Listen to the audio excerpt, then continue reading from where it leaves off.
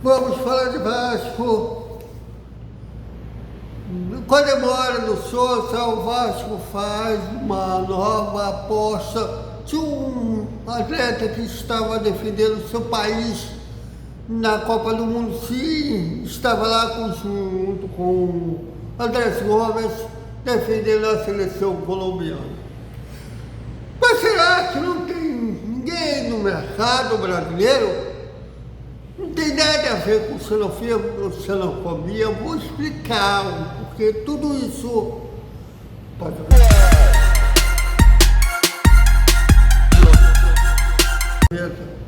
Salve, salve galera do Vascão! Boa noite para todo mundo! E sábado, às 5 da tarde, estaremos lá, olha, a CBF aprovou. Mas já esperava a aprovação, né? Em Maracanã não tem problemas, sempre seremos aprovados. Vasco e o Fluminense é o jogo de ida das oitavas de final da Copa do Brasil. O jogo de volta será na quarta-feira, também no Maracanã, está à espera ainda da CBF. E também no Maracanã não deve ter problemas para fazer esses dois jogos que valem vagas para as quartas de final da Copa do Brasil. Lembrando que o Vasco foi finalista no ano passado, perdeu o título para o Corinthians, mas vamos aguardar que clássico, tudo pode acontecer. Nos anos 70 até o meados dos anos 90 eu era criança, eu tinha um horror do Fluminense. Até um aniversário, eu lembro de 7, 8 anos, eu fiz como tema Vasco Fluminense, até porque eu tenho um primo do lado paterno, que é quase um irmão para mim, o Leandro, um abraço, o Leandro, que é tricolor, que ele sempre me zoava, porque o pai dele era Fluminense, ele era Fluminense. E sabendo disso, meu pai me levou ao Maracanã junto com esse primo, né? A primeira vez que eu fui no Maracanã foi 1-1, né? Com o Romerito, o diabo desse paraguaio, fazendo um gol no Fluminense, e o Roberto Dinamite fazendo um gol no Vasco. O Romário sofreu um pênalti e o Roberto Dinamite converteu. Aí depois o meu tio materno, o Ailson Borô, um beijo pro Borô, que me levou vários jogos no Maracanã, que acompanhei de perto aquele time do Roberto, do Giovanni, Pazinho, Mauricinho, o Romário, né? Até que eu concordo com o Paulo Steinhoff, é fácil dizer, mas eu lembro no debate da Manchete, de 94, que ele cravava e falava que ele sabia que o Romário daria certo no futebol, porque aquele Vasco, que ele surgiu, né, um profissional do Vasco de 85 a 88, né, foi antes desse retorno dele ao Vasco em 2000,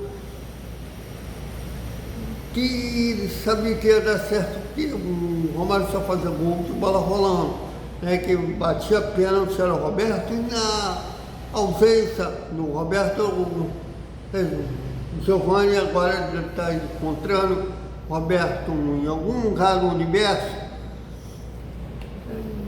que eram os batedores de pênalti. O Romário só fazia gol de bola rolando.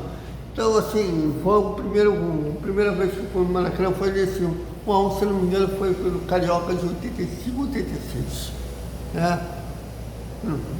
Eu ainda lembro, eu procurei esse jogo no YouTube, peguei os melhores momentos, que até o Aloysio Viúg, que depois ele publicamente falava que era torcedor do Reino da Gávea, mas ele sabia separar as coisas, porque foi ele o árbitro no jogo da final de 88, no gol do Cocado.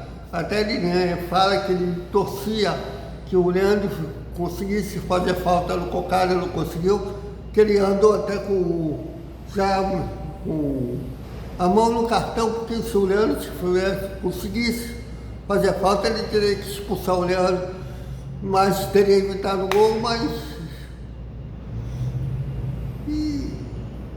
era ele o árbitro da partida que marcou o pênalti.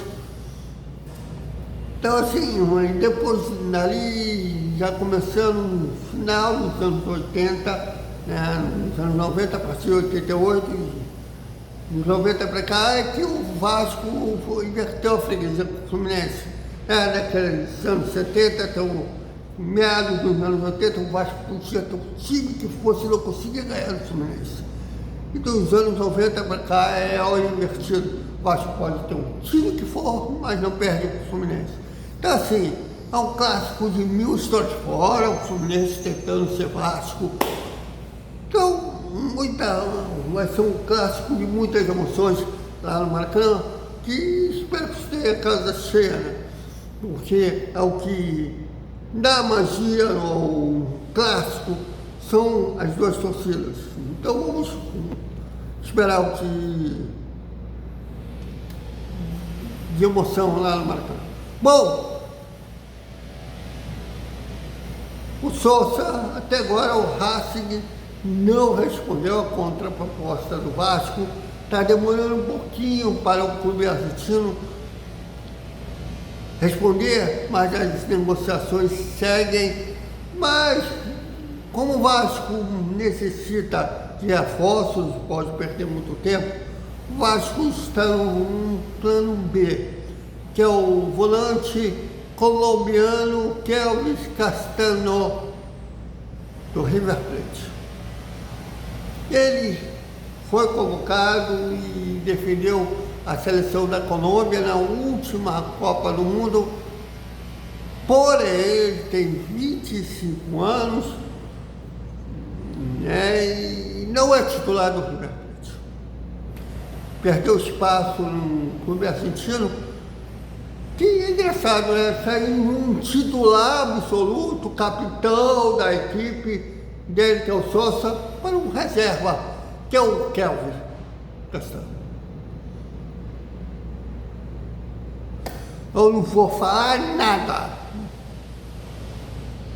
Bico calado, não deixo vocês tirarem suas próprias conclusões, podem comentar, opinar, porque não adianta eu expressar o que eu penso, porque se eu expressar o que eu penso, criticar essa diretoria ganhou um salvo-conduto de alguns torcedores, principalmente de algumas organizadas, que apesar do Vasco estar na zona de rebaixamento, tá bom, o trabalho segurou eles.